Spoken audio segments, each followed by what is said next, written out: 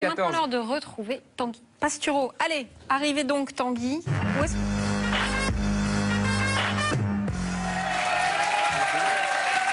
Bonsoir Tanguy. Vous n'avez pas un petit poste pour moi aussi? Non. Ah, Si, peut-être un petit Ah, poste. Nous appliquons la fameuse technique du Pastorius interruptus. On vous retrouve juste après la pub. C'est vrai.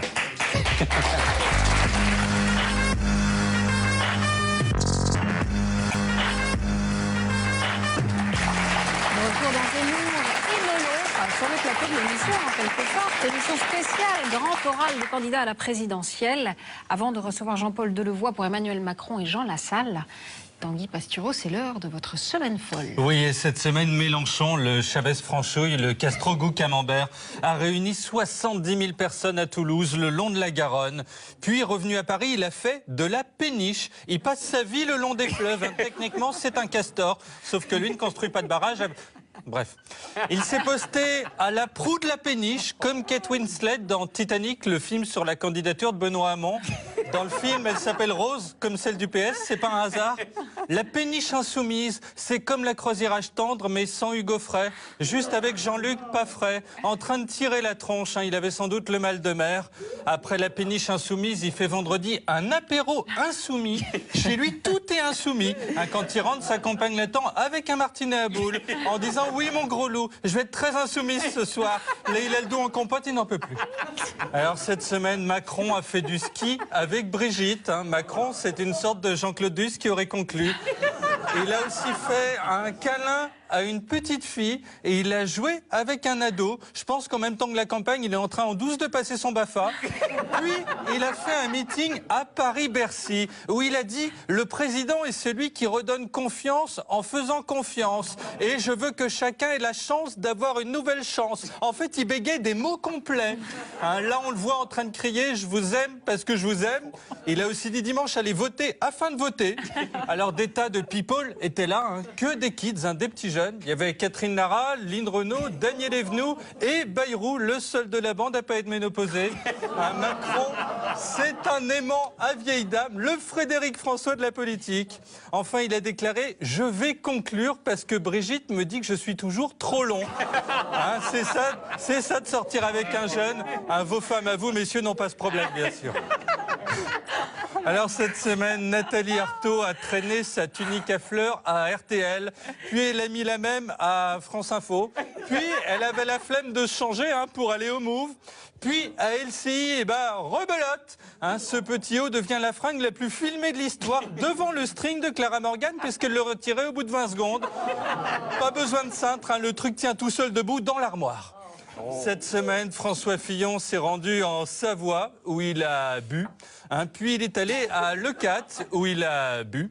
Toute la journée, il boit. Mélenchon, c'est l'eau. Fillon, c'est la bibine. À eux deux, ils peuvent servir un pastis normal. Du coup, à 3 grammes, il s'est pris pour un jeune. C'est le seul type à ressembler à Mr Bean et à penser qu'il est Kev Adams. Il a fricoté avec des petites nanas en soutif. Lui, c'est à 63 ans qu'il va choper une mononucléose.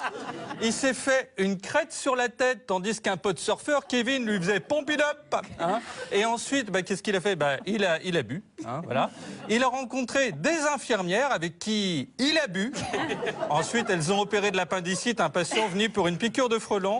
Il a croisé des vieilles dames qui, bizarrement, avaient séché le meeting de Macron et leur a dit « Attendez, j'appelle Robert Bourgi, il va vous livrer 14 robes Gucci à la place de vos tabliers de mémé, là. » Puis, il a bu et a fait une interview sur Snapchat avec un filtre lunettes de hippie. Si vous avez plus de 16 ans ou que vous n'êtes pas Fillon, vous ne pouvez pas comprendre ce que ça veut dire.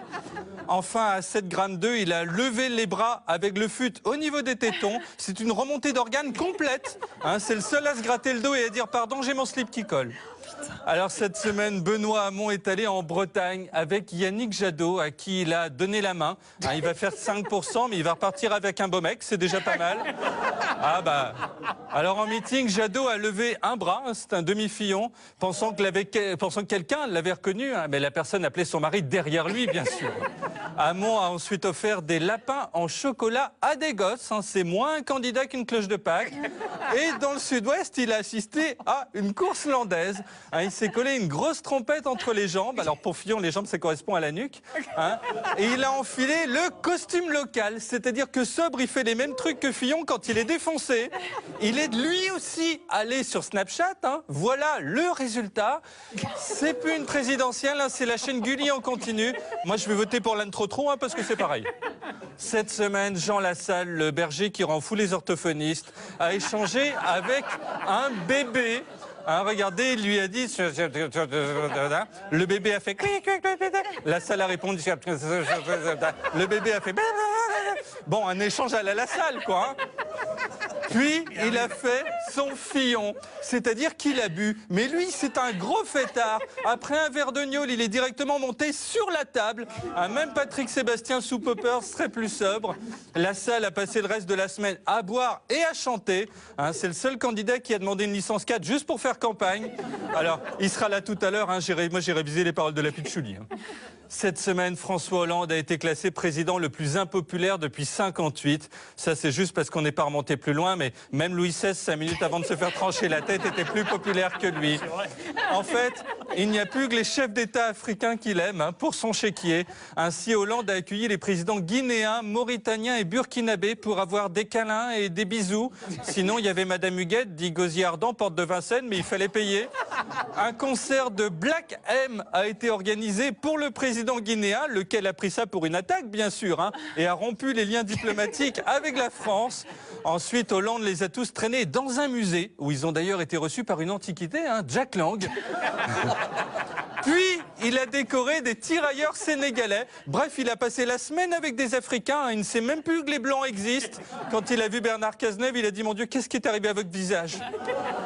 Enfin, cette semaine, vous, Nicolas Dupont-Aignan, êtes allé à Rungis. Vous avez bien résumé les attentes des électeurs. C'est-à-dire qu'on veut quelqu'un qui nous raconte pas de salade et qui arrête de nous prendre pour des fraises. Bref, quelle belle semaine ça a été! Bravo, Tanguy, merci beaucoup.